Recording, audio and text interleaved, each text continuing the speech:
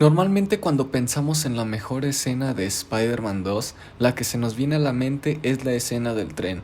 Y con justa razón, desde un punto de vista cinematográfico hasta desde un punto de vista emocional, la escena no solo cumple, sino que excede con lo que la gran mayoría de películas de superhéroes no pueden lograr hacer. Y es que sí, Spider-Man 2 a día de hoy que estoy haciendo este video, genuinamente es una excelente película. Una que sobresale del montón por su excelente desarrollo de personaje y su tono muy meloso por momentos, pero encorazonador y muy lleno de carisma. Pero para darle una vuelta a toda esta manera en la que se habla de esta película, en lugar de decir que sí es un gran arco donde vemos a un personaje sufrir y levantarse de sus errores, en lugar de hablar de la escena del tren, que también es muy mítica, quisiera hablar de una escena que suele pasar desapercibida. Y me parece bastante interesante que en una película de Spider-Man tengamos esta escena de terror muy del tinte de Sam Raimi, y quería analizarla con ustedes porque normalmente no sé si les pase que están viendo películas de terror y luego no los asusta, no genera alguna emoción, pero yo cada vez de que veo Spider-Man 2 y específicamente esta escena me genera una sensación de aberración, una sensación de suspenso, y sí me logra generar terror. Así que bueno, quisiera compartirles cómo dirigir una escena de terror correctamente, analizando en esta secuencia de aproximadamente 2-3 minutos cómo Sam Raimi orquesta una gran escena de terror. Pero antes de continuar quisiera comentarte que te suscribas al canal para más contenido como esta clase.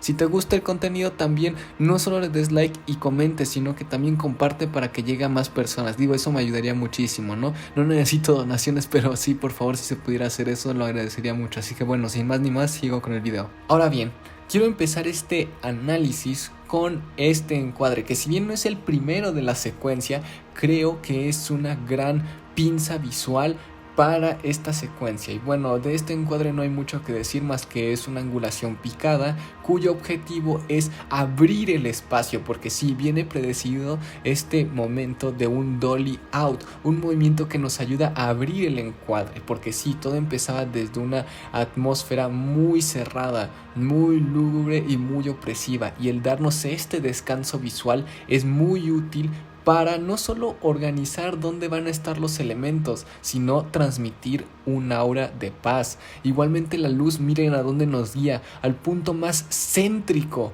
del encuadre, con lo cual nos dice dos cosas. Lo primero es que, como ya lo he dicho anteriormente, la simetría es usada para generar una sensación de inestabilidad, lo cual va muy asociado con el terror. Nuevamente reitero la referencia de Shining, usa mucho el principio de la simetría para generar ambigüedad en los personajes y suspenso. Y lo segundo es que quiere que nos enfoquemos en Doctor Octopus. Lo demás a él ahorita no nos tiene que importar mucho, lo importante es Octopus, porque este es su momento de nacimiento. Acto siguiente tenemos este momento donde solo hay un chiste, y si bien parece insignificante, genuinamente sirve para bajar el estrés en el ambiente y hacer que este carrusel de emociones tenga más impacto. ¿Por qué? Porque bueno, después de la comedia, como lo verán, vendrá el verdadero horror. Acto siguiente tenemos este jump cut, que como ya lo he dicho en varias ocasiones, esta es una técnica de montaje que sirve para no solo resaltar algo, sino para hacer un énfasis y una ruptura de tiempo, porque sí, lo común sería un plano contra plano, pero aquí nos estamos saltando eso, porque inconscientemente Raimi quiere generar extrañeza en el montaje y esa extrañeza transportarla al espectador, solo para cuando ahora sí se hace un plano contra plano, vemos este momento. Noten cómo parece un point of view, como cámara subjetiva. Esto también fue a propósito, puesto que Raimi quiere que nosotros nos sintamos en la piel de los protagonistas y que sintamos el miedo desde su perspectiva. Y ojo al manojo con la angulación también de este momento. ¿Por qué? Porque tenemos un momento en el cual nos sitúa no solo en un point of view, sino también en un ángulo contrapicado, como si estuviéramos viendo algo hacia arriba, pero en este caso no para darnos una sensación de algo sacro, de algo sagrado, sino para darnos la sensación de que somos inferiores ante un potencial peligro. Acto siguiente quiero que noten este encuadre, porque si bien a primera vista puede que no tenga mucho que leer, genuinamente se nota que estuvo bien trabajado y pensado. Primero que nada, el encuadre obviamente dirige nuestra vista hacia los ojos.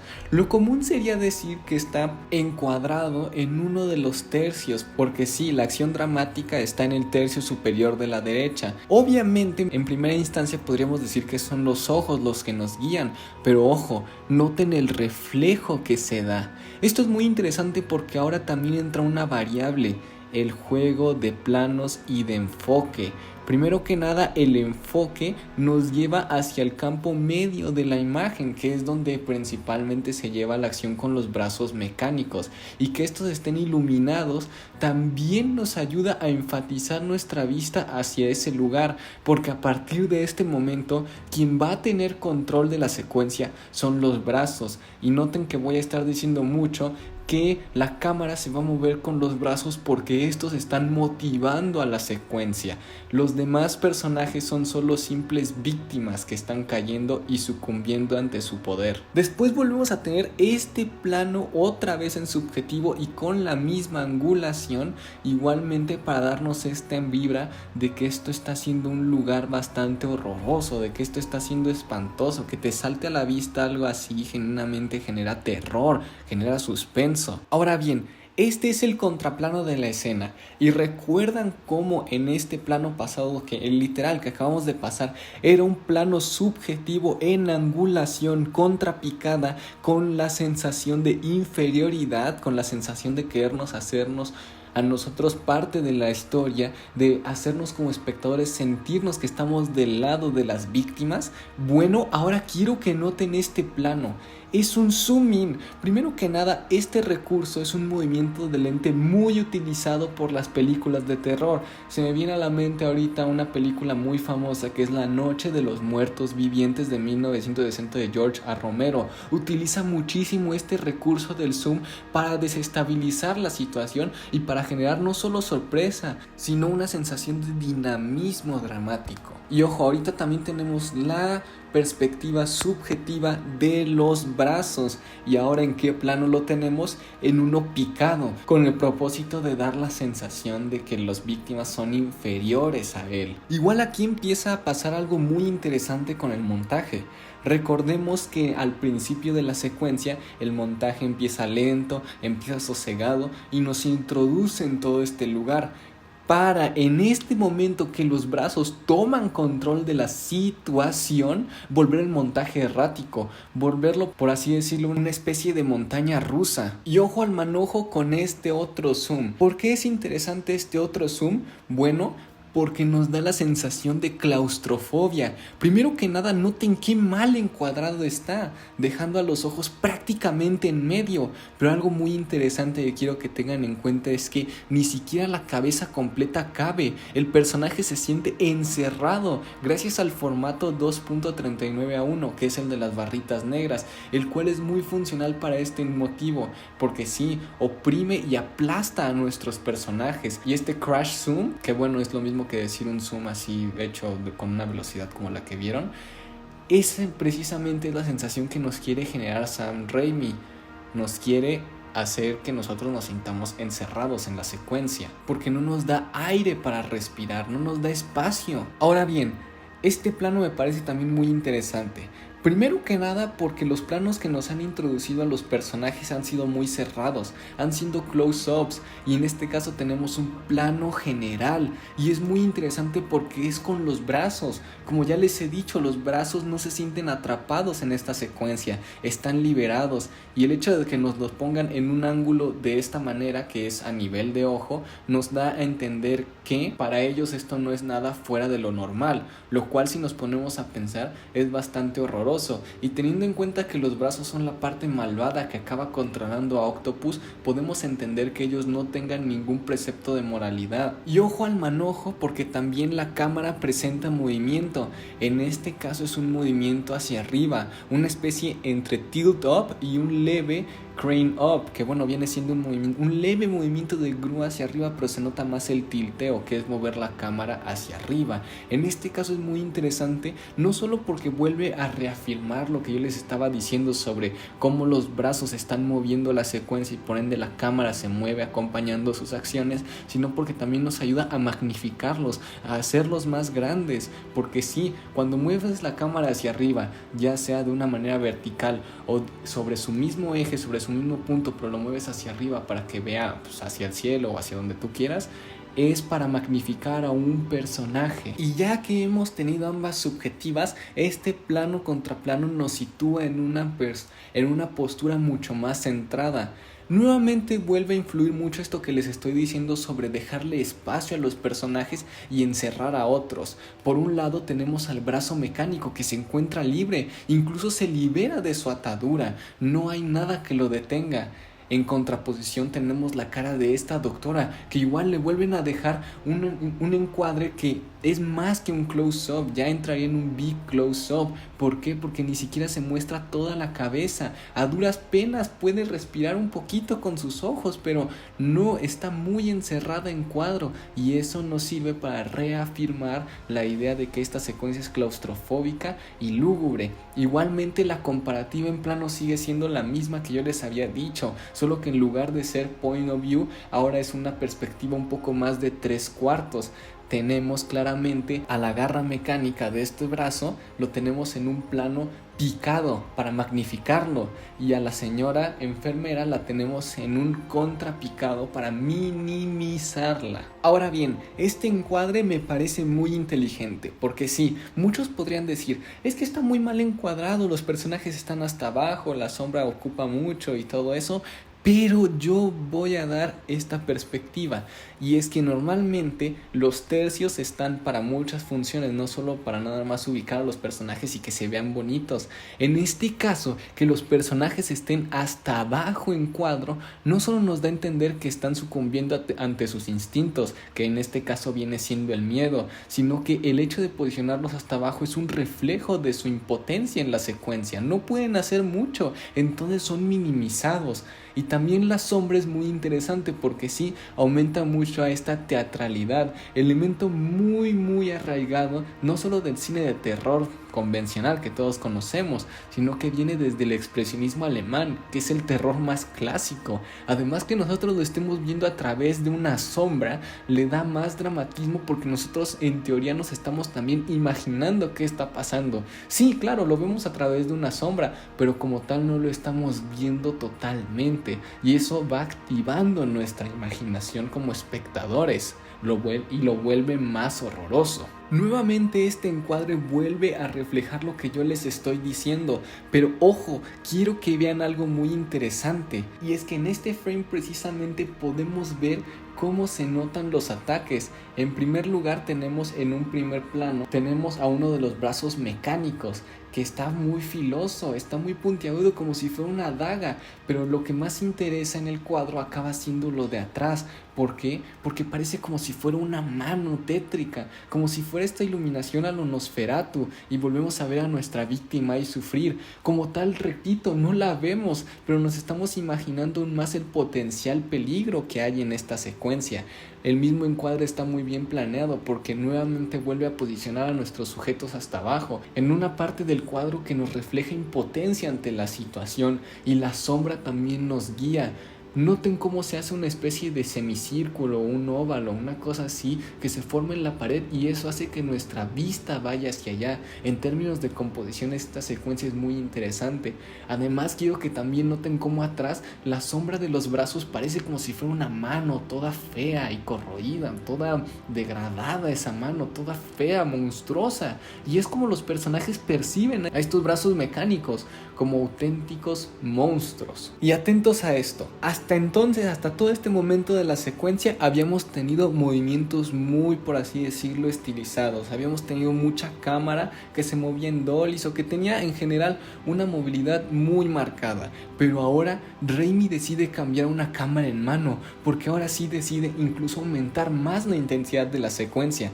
La cámara en mano no solo es un elemento que se trae del documental, sino que se trae para desestabilizar secuencias y para dar una impresión de que el ritmo dramático está siendo trastocado. Y esos mismos movimientos erráticos acaban siendo guiados por ya saben quién, los brazos mecánicos de Octopus, porque eso es lo que están generando en esta secuencia, desequilibrio y suspenso dramático, además de bastante terror, y están provocando una situación inestable. Y acto siguiente quiero que vean lo que tenemos en contraposición.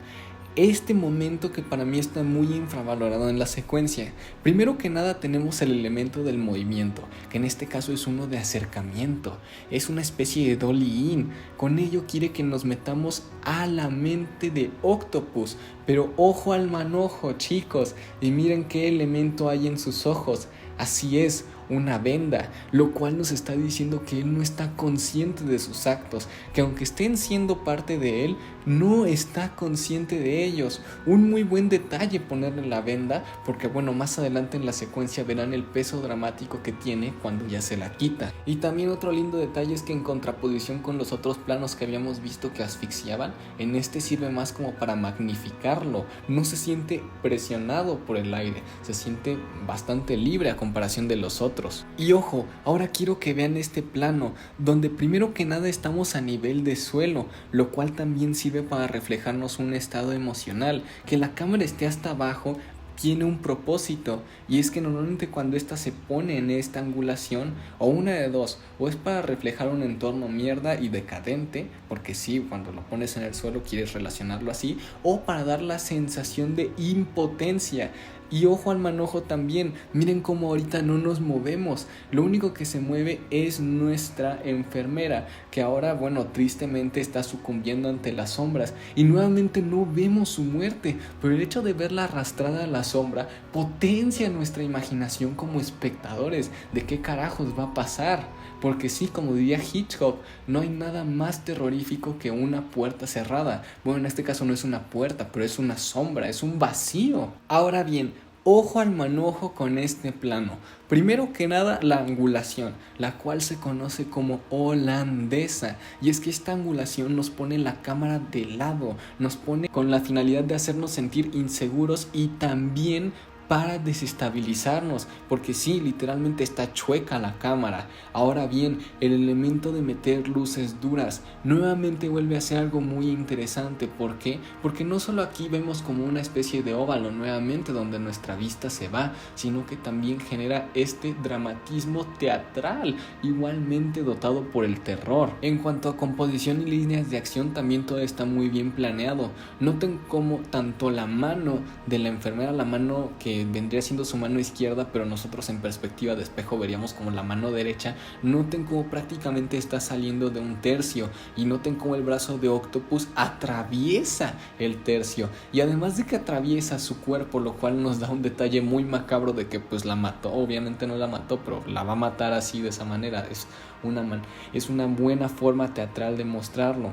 Pero también hay algo muy interesante, el encuadre, el cual nuevamente vuelve a ser bastante malo, pero en el buen sentido.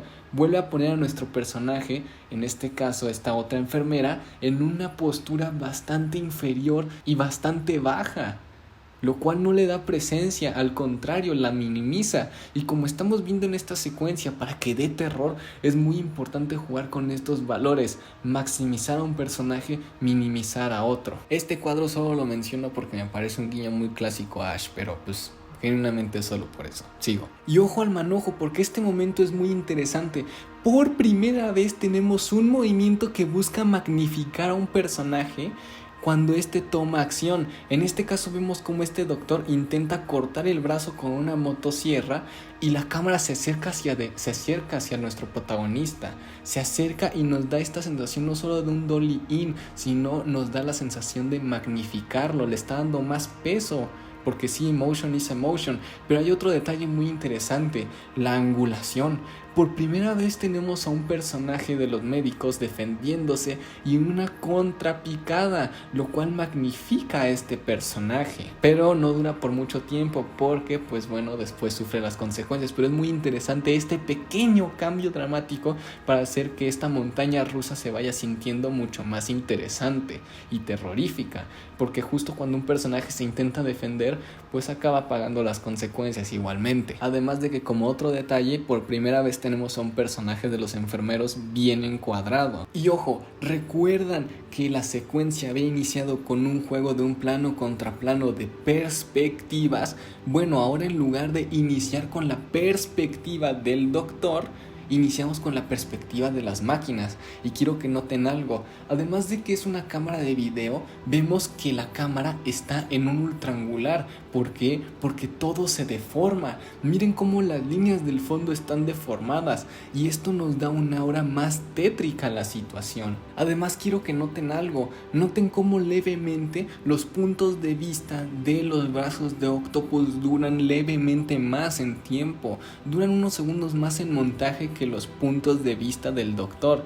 Y bueno, quiero que también metan esto en comparación. El doctor sí tiene un poco de aire, pero noten cómo los tres brazos centran todo en la imagen, cómo estos tres brazos vuelven esta aura muy opresiva y lo estamos viendo otra vez, pero desde la perspectiva desde el doctor y en un plano contrapicado. Ahora están magnificando a los brazos, volviéndolo nuevamente un momento muy tétrico y sobre todo de impotencia. Ahora bien, ojo al manojo, la cámara se mueve hacia adelante cuando le quitan a Octopus la venda de los ojos, lo cual se hace para enfatizar su reacción y el horror de sus acciones, para después cerrar la secuencia con un plano general en el cual no solo vemos la devastación que ha hecho, sino que miren algo muy interesante. La luz lo cual lo asociamos con esperanza, pero en este momento es un nacimiento bastante tétrico. ¿Por qué? Porque esos brazos le han quitado su única bondad que queda y la misma luz nos enfatiza en este sector que es el centro del cuadro. Bastante interesante ese detalle junto al movimiento de cámara que es un dolly out. Recordemos que la secuencia había iniciado con movimientos hacia adentro para hacernos sentir parte de esta secuencia, para también que nosotros como espectadores sintiéramos que esto estaba siendo opresivo y sintiéramos quién tenía la importancia dramática. Pero ahora se abre y vemos toda la consecuencia, vemos cómo todo el daño que está en la parte inferior, todos los muertos están en la parte, en el tercio que nosotros denominaríamos como los instintos, porque sí, los brazos son el instinto de Octopus. Y bueno, ya he hablado de los movimientos de cámara, de la dirección y ya también he hablado de bastantes detalles en contraencuadres y angulación, pero hay otro elemento muy importante que para mí lo da todo en esta secuencia. Y es el sonido, el cual empieza siendo un sonido bastante ligero acompañando el montaje y después se vuelve un sonido bastante tétrico, bastante acelerado. Escuchamos diferentes gritos, diferentes reacciones de los personajes, golpes, destrozos, escuchamos de muchas cosas y el sonido parece una especie de Frankenstein porque está no solo un poco más arriba, va subiendo el sonido levemente con el pasar de la secuencia, sino que también es un sonido bastante ajetreado, como la misma secuencia. Aquí les voy a poner un extracto y ustedes me dicen qué piensan del sonido. Para mí es un sonido bastante tétrico que incluso si quito la imagen yo ya me estoy imaginando cosas peores.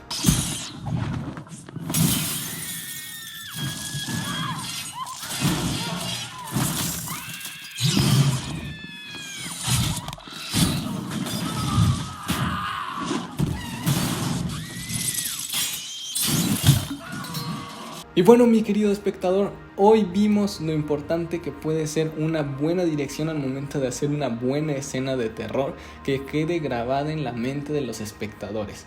Sin más ni más, yo me despido, no sin antes recordarte que no dejes de ver cine.